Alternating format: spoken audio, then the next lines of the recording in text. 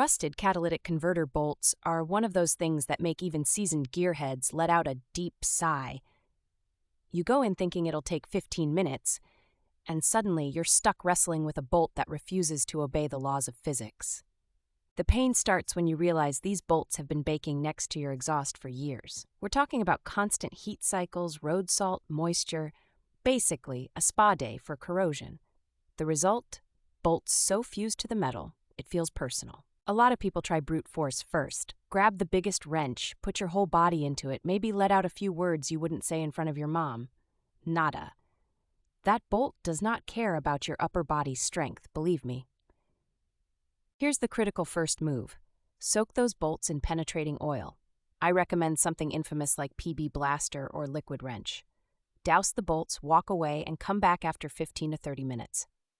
For extra stubborn cases, do this the night before and let it marinate.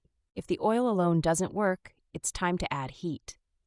A torch aimed directly at the bolt for about 45 to 60 seconds can break up a decade of rust in seconds.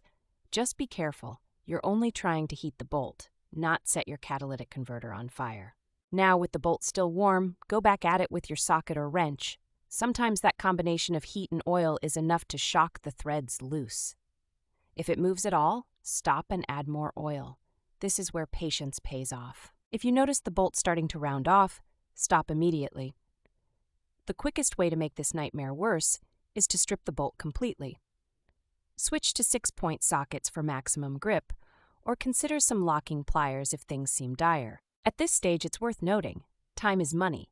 The average mechanic charges $90 to $120 an hour, and wrestling with a seized bolt can turn a 30-minute fix into a 3-hour ordeal.